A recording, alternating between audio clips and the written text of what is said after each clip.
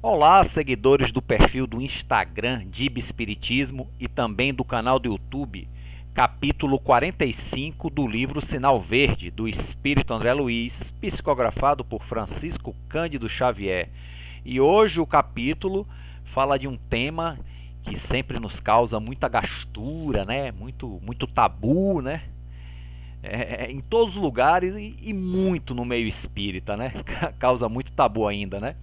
O título do capítulo é Perante o Sexo. Então, mesmo com as mentes esclarecidas, iluminadas pelo Espiritismo, né? Muitos espíritas, e eu estou falando de espíritas já com tempo de espiritismo, não estou falando de iniciantes, intermediários, não. Um tempo de espiritismo, já com bom aprendizado, com grandes vivências, ainda tem a maior dificuldade em lidar com esse tipo de assunto. Ainda é um tabu, né? Esse é o nome que se usa, né? Ainda causa muita gastura, como se diz aqui na Bahia, né? Então vamos ver o que é que André Luiz tem a nos dizer, né? Nesse capítulo Perante o Sexo. Então ele começa assim: nunca escarneça o sexo, né? Perdão. Nunca escarneça do sexo, porque o sexo é manancial de criação divina que não pode se responsabilizar pelos abusos, né, no plural, daqueles que o delustram. Olha só. Nunca escarneça do sexo, quer dizer, nunca fale mal do sexo, não jogue o sexo nas trevas, né?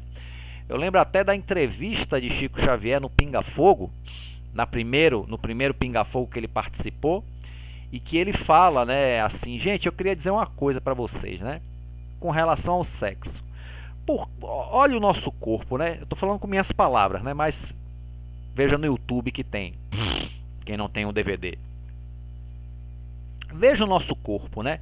As nossas pernas que nos levam aos lugares, os pés, nossas mãos que fazem, que é destinada a fazer maravilhas do trabalho, né? Todo o nosso corpo tem uma função útil, uma função divina que Deus deu. Por que só o sexo, né? Porque só a genitália está condenada às trevas, né? Foi a pergunta que Chico Xavier fez, né? E fica para a nossa reflexão. E aqui André Luiz diz, né? Não escarneça, não coloque o sexo como uma coisa baixa, né? Porque o problema não é o sexo, né? O sexo não pode se responsabilizar por aqueles que, como nós, né, abusam do sexo, né? Faz do sexo como uma enxada, que é um instrumento de trabalho, e podemos fazer da enxada uma arma também para matar alguém, né? A mesma coisa o sexo, né? E o sexo é manancial de criação divina, né? A criação dos corpos, né, que estamos aqui foi através do ato sexual, né? Ah, não, hoje em dia já se faz no laboratório, né? Mas tem que ter os gametas, né, que é produzido pelos órgãos sexuais do corpo, né? Vamos lá. Psicologicamente, cada pessoa conserva em matéria de sexo problemática diferente, né? Podemos ter problemas na área sexual parecidos, mas não são exatamente iguais, né? Em qualquer área do sexo, reflita antes de se comprometer, de vez que a palavra empenhada gera vínculos no espírito. Então, todo e qualquer compromisso que a gente se empenha em fazer, né, seja em qualquer área, gera um vínculo espiritual, né, um vínculo no espírito, né? Não tente padronizar as necessidades afetivas dos outros por suas necessidades afetivas. Quer dizer, as minhas necessidades afetivas não são iguais às dos outros, né? Porquanto, embora o amor seja a luz uniforme e sublime em todos, o entendimento e posição do amor se graduam de 1000 modos na senda evolutiva, né? Por isso, como nós queremos padronizar as nossas necessidades com a do outro, que as relações são tão difíceis, né? Tantas relações se desfazem, né? Tantos casais, tantas pessoas se desfazem, né? Porque projetam no outro aquilo que quer para si, né? E realmente não é assim que funciona, né? Na verdade, tem que haver uma sintonia, né? Por exemplo, eu tenho as minhas necessidades, a minha parceira tem as necessidades dela. A gente pode né, equilibrar, né, até que ponto um pode fazer pelo outro, mas não obrigar querer que o outro seja exatamente do jeito que eu quero que ela seja, e ela ser exatamente do jeito que eu quero, né? Não pode haver isso. Use a consciência. A consciência é onde estão as leis de Deus. Foi a pergunta do Livro dos Espíritos. Opa, estou mexendo aqui, está tremendo a tela, desculpa. Onde está a lei de Deus? Pergunta do Livro dos Espíritos. Na consciência, né? Só para lembrar, antes de continuar esse capítulo, esse parágrafo. Use a consciência. Sempre que se decidir ao emprego de suas faculdades genésicas, imunizando-se contra os males da culpa, né? Cuidado, porque às vezes alguns momentos de prazer podem gerar consequências para a vida toda. E consequências essas que podem ir junto para a vida espiritual quando desencarnar. Não é que a gente vai deixar, né, de usufruir do sexo, de forma nenhuma, né? Mas vamos ter critérios, saber até onde devemos ir e até onde não devemos ir. Ok? Isso vai da consciência de cada um. Eu não posso dar uma receita aqui, porque para mim é de um jeito, para o outro é de um jeito, né? Aí vai de cada um, né? Tem uns que pensam mais, tem outros que se jogam de cabeça, aí vai de cada um, né? Em toda comunicação afetiva, recorde a regra áurea. Não faça a outrem o que não deseje que outrem lhe faça. Então você vê esse princípio que Jesus, né, nos ensina, vale também para as questões do sexo. Né? Vale também, né? Existe no sexo muitas vezes o abuso. Nós queremos ser abusados? Não. E por que a gente às vezes abusa? Isso volta para a gente através da lei de causa e efeito. Né? Isso aí, então quem está com as luzes espíritas aí, já tem essa ideia, já pode usar, né, a consciência para evitar os enganos, né? Mas aí vai do livre-arbítrio de cada um, né? Que é uma coisa inalienável, é de cada um. O trabalho digno que lhe assegure a própria subsistência é sólida garantia contra a prostituição. Olha só. André Luiz entra na parte pesada, né, da atividade sexual na humanidade, que é a prostituição, né? E hoje em dia a gente está vendo aí, não é só a mulher que se prostitui não, né? O homem também, estamos aí, né, vender serviços sexuais, né? Então André Luiz diz, ó, o trabalho digno, né, que lhe segure a própria subsistência é sólida contra a própria prostituição. Quer dizer, o que André Luiz está querendo dizer é que sempre há outro caminho para seguir que não se prostituir, porque muitas vezes a gente vê casos aí de mulheres, principalmente, que são as mais marginalizadas, mais fragilizadas na sociedade do que os homens. Isso está mudando, mas ainda o é, e que se prostituem por não ter alternativas na vida, né? Muitas vezes não tem alternativas e aí se prostituem, muitas vezes tem até filhos para sustentar e não acha alternativa, né? E aí eu pergunto a André, será que é sempre assim, né? Segundo o que André Luiz diz nesse parágrafo, será que isso é verdade mesmo? Será que não há nunca alternativa? Aí fica para reflexão de cada um, né? Fica para reflexão de cada um. Mas há situações que realmente, gente, aparentemente pelo menos, parece que não há alternativas, né? Pelo meio que a pessoa nasce, pelas condições que a pessoa nasce, pelas pessoas com as quais essa pessoa convive, né? Aí aparentemente parece que não há alternativa, né? Mas vamos lá. Continuando. Não arme ciladas para ninguém, notadamente nos caminhos do afeto, porque você se precipitará para dentro delas, né? Aquela coisa, armar ciladas para alguém quer dizer fingir, por exemplo, afeto só para conseguir sexo, né? É o que muito se faz, isso é uma cilada. Mas cuidado que você que faz isso pode cair nessa cilada também, viu? Pode cair nessa cilada também. Pode não. É bem provável cair, né? Pela lei de causa e efeito, né? Se não nessa existência, numa outra posterior.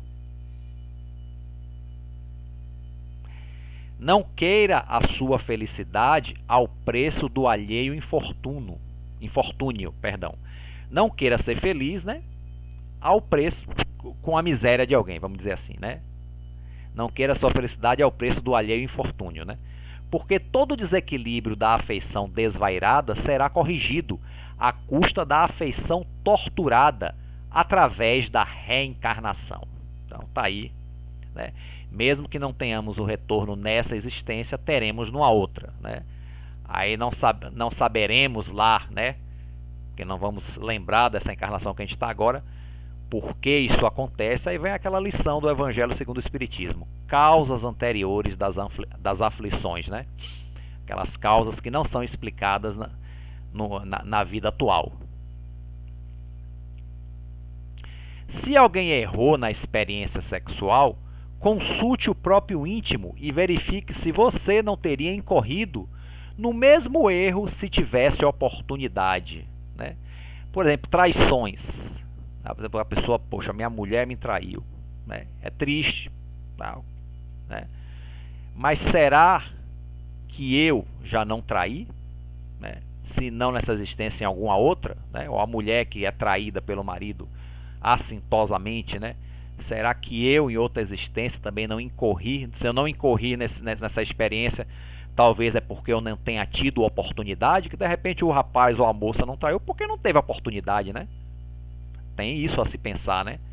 Ou será que na minha encarnação passada eu não tinha esse hábito e agora estou pela lei de causa e efeito? Então são várias reflexões, né, que a gente faz depois que a gente aprende as luzes espíritas, né, gente? Então vamos ver, né? Esse parágrafo aqui já é bem comprido, né, que André Luiz nos traz aqui. Não julgue os supostos desajustamentos ou as falhas reconhecidas do sexo, e sim respeite as manifestações sexuais do próximo. Olha o respeito, as diferenças na área do sexo, né? Tanto quanto você pede respeito para aquelas que lhe caracterizam a existência, quer dizer, as suas experiências sexuais. Considerando que a comunhão sexual é sempre assunto íntimo entre duas pessoas. E, vendo duas pessoas unidas, você nunca pode afirmar com certeza o que fazem. Hoje temos o poliamor, né? Não são mais de duas, né? Mas vamos lá, vamos pegar o raciocínio de André Luiz aqui, né? E, se a denúncia quanto à vida sexual de alguém é formulada por parceiro ou parceira desse alguém, é possível que o denunciante seja mais culpado quanto aos erros havidos, de vez que, para saber tanto acerca da pessoa apontada ao escárnio público, terá compartilhado das mesmas experiências, né? Quando, a questão, por exemplo maior desse que André está dizendo, a traição, né? Hoje em dia as pessoas flagram a pessoa em traição e botam na internet, né? Muitas vezes tem vídeos ou áudios, aí bota na internet. Então temos que ter muito cuidado com isso, né? Muito cuidado, porque muitas vezes a gente pode ter cometido as mesmas falhas, né? E cometendo as mesmas falhas, um dia a gente vai colher também isso aí. Quem sabe no futuro alguém está expondo a nossa vida nesse sentido, né? Quer dizer que as questões íntimas de um casal são questões que se resolvam ali. Seja qualquer questão que seja, entre o casal. Se resolva ali, não bote isso a público, né? Pelo menos é o que André Luiz aqui aconselha, né? Se vamos seguir o conselho dele ou não, aí é do livre-arbítrio, do discernimento de cada um, né? E o último parágrafo: em todos os desafios e problemas do sexo, cultive a misericórdia para com os outros, recordando que, nos domínios do apoio pela compreensão, se hoje é o seu dia de dar, é possível que amanhã seja o seu dia de receber, né? Então, né, vamos sempre cultivar, como ele fala, vamos respeitar em todos os desafios, os problemas sexuais que as pessoas passam, né? E ter compreensão, porque se hoje é o nosso dia de dar compreensão, é possível que amanhã a gente necessite dessa compreensão, né? Então, respeitar as diferenças, né, as manifestações sexuais de cada um, sejam heteroafetivas, sejam homoafetivas, até mesmo poliamor, né? Cada um tem o seu momento evolutivo, né? Vão ficar com o nosso moralismo, né, acusando os outros, ó, coisa errada, é um crime perante as leis de Deus. Gente, esse discurso aí não cabe mais em espíritas esclarecidos, né? A gente entende, a gente pode até entender que a monogamia seja a forma mais ideal para o amadurecimento do espírito na área do sexo. Mas e quem disse que a gente vive situações ideais? Por exemplo, temos certeza que comer carne de animais mortos não é ainda a alimentação ideal, mas a gente ainda está no momento de comer carne, né? Então, mesma coisa nas manifestações do sexo. Vamos respeitar os momentos de cada um. Se a pessoa acha que o poliamor nesse momento é o correto, é o momento dele, né? Cada um tem o seu momento, né? O que não se pode é cometer crimes. E estamos falando na área do sexo, cometer crimes, estupros, abusos sexuais, fazer o mal aos outros. Então, seja qual for a manifestação de cada um, poliamor, heteroafetivo, homoafetivo, se não estiver fazendo mal a ninguém, é problema de cada um. É problema íntimo de cada um, que nós não temos nada a ver com isso. Isso é importante que a gente guarde, tá? E cada um vive a sua vida, o seu momento evolutivo, como o seu livre-arbítrio achar que deve. Então chegamos ao fim do capítulo, chegamos ao fim desse vídeo. Ok, gente? Então a todos aí um forte abraço, fiquem com Deus.